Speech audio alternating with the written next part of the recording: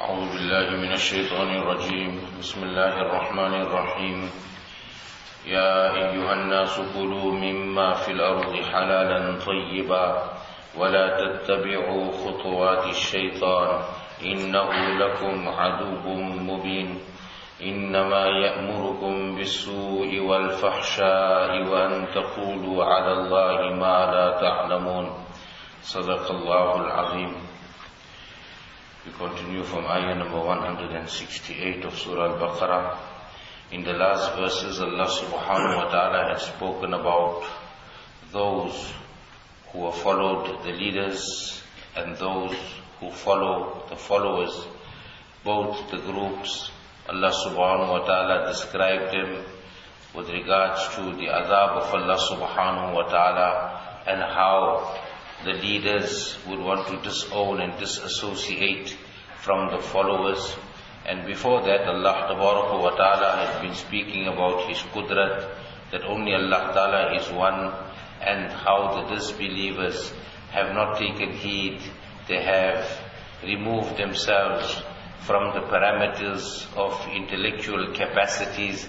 They have not utilized the intellectual capacities in applying their minds with regards to the tawheed and the oneness of Allah subhanahu wa ta'ala. Here in these verses, Allah subhanahu wa ta'ala speak about yet another issue with regards to them, in that not only did they worship idols, and not only did they ascribe partners to Allah ta'ala in worship, they also had made sacrifices for their idols and the associated partners in Allah subhanahu wa ta'ala insofar as the sacrifices are concerned.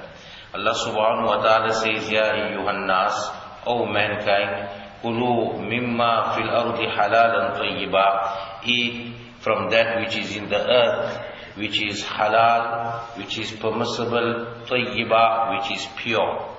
One of the sacrifices that the pagans used to make, the idol worshippers used to make from amongst the Quraysh, was that they would free animals for the sake of their idols, in the names of their idols, and these animals will wander in the pastures.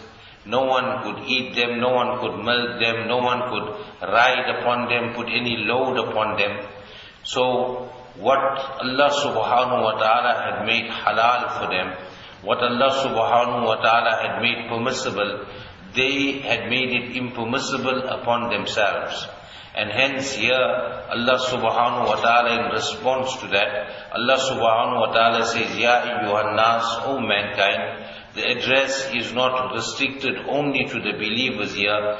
Kulu mimma fil ardi halala. Eat from that which is in the earth, which is halal, which is permissible. The word halal, actually halla in Arabic is to open a knot. And here it refers to a restriction that Allah subhanahu wa ta'ala has uplifted. In other words, what is halal, Allah has never restricted us with regards to that. Allah has made it permissible. The second word that Allah used is tayyiba, which means pure, wholesome. Ulama have expressed that to which something the heart is naturally inclined, a heart that is balanced, a heart that is inclined towards Allah, naturally inclines towards these things, and in it in itself, in the word tayyiba, also the connotation of halal is found, the meaning of halal is found, that whatever is pure, Allah Ta'ala has made permissible for us, whatever is permissible, in it there's purity, there is no impurity whatsoever. So when Allah subhanahu wa ta'ala speaks about this halal, Allah has made it permissible, Allah has lifted the restrictions and the barriers with regards to all of this. So here you have this group of people, the Quraysh, the pagans amongst them, that they will let these animals loose. What was halal now, they made haram upon themselves in the names of these gods, in the names of these idols, in the names of all these the objects of worship that they had. And hence Allah subhanahu wa ta'ala in the Quran Sharif, in the Hadith of Nabi Karim sallallahu alaihi wasallam, for you and I, Allah subhanahu wa ta'ala has also made restrictions. Allah has also made certain things haram. Just very, very broadly, one are those things that Allah subhanahu wa ta'ala has made haram, that is haram in itself. In other words, there is impurity in itself, and that is like the meat of carrion, swine, etc. Then we will get the other group amongst them, that in itself it is permissible, but the wealth that was acquired to purchase or to acquire these things had been acquired in an impermissible way. Like for example, somebody would have cheated or somebody stole some money and they could buy the most halal of things, but that would become haram for that person because of that wealth. The third, which was also now linked and connected to paganism, was this, that sometimes they would slaughter these animals in the names of their idols, and hence that also becomes haram because it is not slaughtered in the name of Allah subhanahu wa ta'ala. So the animal could have been an animal that in itself was permissible and halal and pure, but now they cast impurity by sacrificing this animal in the name of anyone else besides Allah subhanahu wa ta'ala, the names of the idols. And even in these days, if somebody slaughters in the name of anyone, be it a saint or anyone else besides Allah subhanahu wa ta'ala, then obviously that offering makes that animal in itself not permissible to consume. وَلَا تَتَّبِعُوا خُطُوَاتِ الشَّيْطَانِ, and do not follow the footsteps of shaitan. This is how shaitan will create a way that a person will wander away from Allah subhanahu wa ta'ala. Sayyidina Abdullah ibn Mas'ud radiyallahu ta'ala anhu used to say that one is shaitan, the influence of shaitan upon man. The shaitan will create a scenario, a scene, where sometimes a person may feel that the outcome is beneficial, but the deed in itself is not permissible. Now if you take it, to sacrifice is a very great thing. To sacrifice for Allah is meritorious. So the sacrifice in itself is not the issue.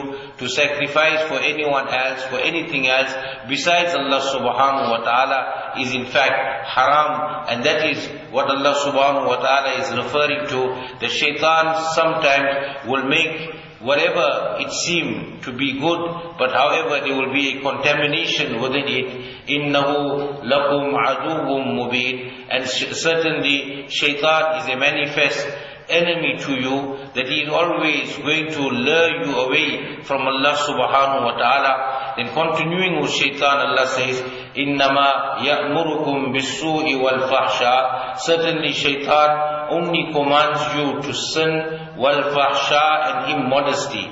This is what shaitan will do. And here again and again, the Quran is replete with this fact that shaitan cannot force us to do something. Although the word ya'murukum is being used, and ya'murukum will refer to a command, but in actual fact it is an influence that shaitan will try to use, influencing us, trying to sway us from the path of Allah subhanahu wa ta'ala, influencing us to do wrong and break the commandments of Allah. Here Allah subhanahu wa ta'ala use two different categories of sin. One is sin in its general sense is regarded as su, and the other is fahsha, all those sins that are linked with immodesty, promiscuity and shamelessness. All of that is found in fahsha. So these are the two, this is the two modus operandi of shaitan. They will divert us into these two ways.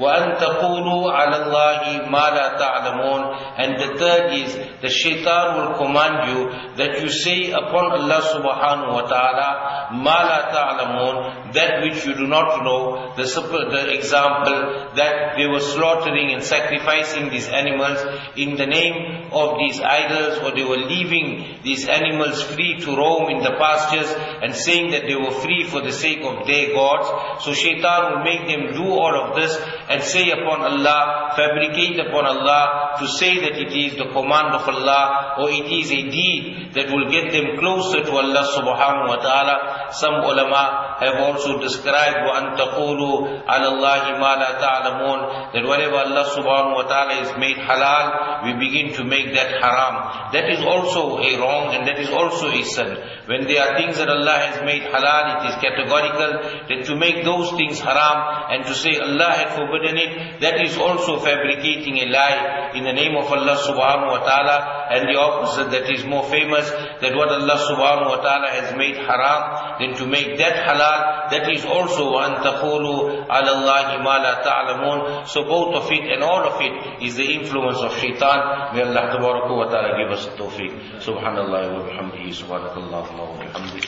ashhadu an la ilaha illa anta nastaghfiruka wa natubu ilayk.